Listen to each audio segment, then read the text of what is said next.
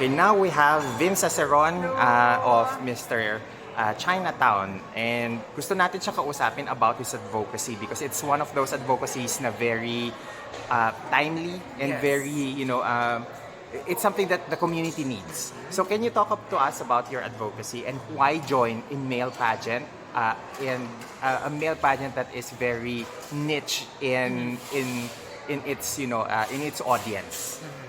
So yeah, I'm such a big advocate for LGBTQ rights and SOGI awareness, but joining this pageant, narrowing it down, I want to create a safe space for my fellow LGBTQ Chinoys because I'm Chinoy and I'm LGBTQ, and I know that there's a lot of work to be done in our community. It's very conservative, and although it's although on their way because I'm already part of Mister Chinatown Philippines and they allowed me to amplify my advocacy, so I think that's a great thing.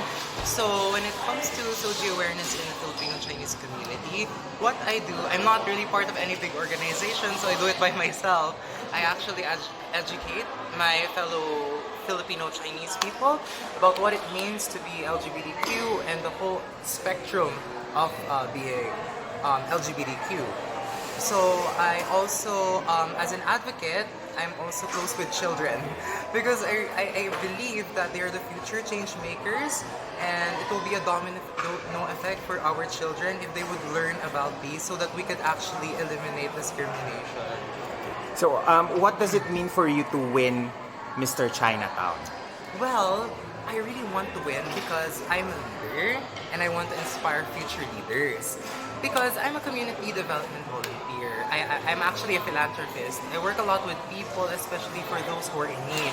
And I want to show everyone that being LGBTQ should never be an issue, especially in the Filipino Chinese community, because I want them to allow us to be leaders as well. Because of course, if you win a pageant, it's always that, conventionally attractive, chinky-eyed man who can actually further his advocacy. But I also want to inspire those who wants to be leaders, be it like LGBTQ or like if they don't feel like they're the standard, that they can actually lead as well. Okay, one of the questions that I wanted to ask earlier, but there's just a time Two limit lang. na dalawa Oo. lang.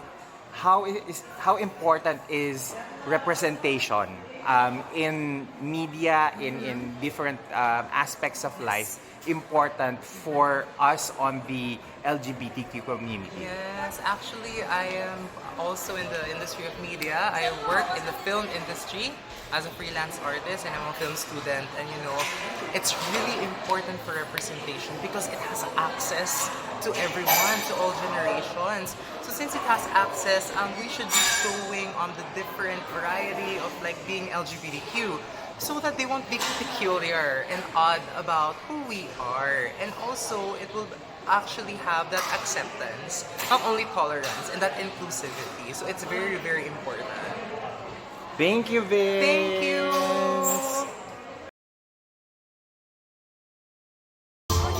All right, let's get to know our male candidates beneath their handsome faces. Starting, of course, with Vince. Hi, Vince. Hi, good afternoon, everyone. Vince, you mentioned a while ago you're part of the LGBTQIA plus community. Why do you think it is important to have this representation in the Mister Chinatown Philippines competition?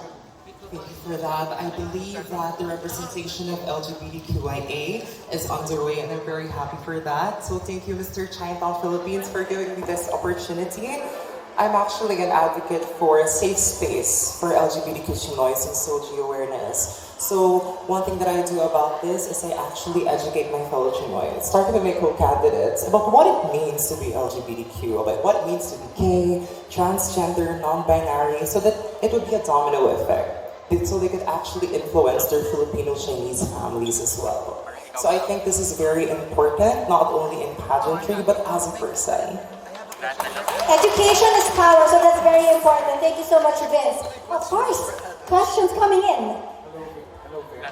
Norman from Norman.com. We're both from Parañaque City. Yeah. Represents. Seeing you representing the LGBTQ community it would be unimaginable a decade ago for MMCT.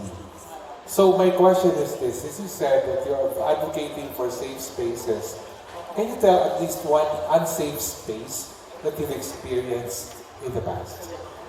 Well, I think not really past, but it was actually present. So as a candidate, I have heard stories from my co-candidate with what it means to be LGBTQ, and they did not actually disclose to me, but I heard that I have heard unpleasant comments from other parents about me joining. And I think one thing that we should actually learn is that MMCP is not just a pageant, it's an advocacy platform. So MMCP allowed me to amplify this advocacy. So it means that we need to change and we need to face maternity. We love you! Next question, please. Yes, go ahead, sir. Hi guys, I'm Esh. Hi Vince. I'm Esh from Pageantology 101. Hi. I posted you online and it gained praises and of course criticism. So how do you handle criticism and bashers in a classy way? Actually, I wouldn't just mind them. So yeah, I actually saw your post, and you know, it's very inevitable for a first-time public figure to read. And most of the comments, I actually saw that I'm neither fit for Mr. or Miss Chinatown. And I know that there are pageants exclusive for LGBTQ, but that's not why I'm here. I'm LGBTQ and I'm Chinoy, and Mr. and Miss Chinatown Philippines is looking for a modern Chinoy who can make an impact. And being LGBTQ has nothing to do with that. That's why I'm here. It's why I'm fellow LGBTQ Chinoys. That's why I'm running for Mr. and Miss Chinatown Philippines. Go girl.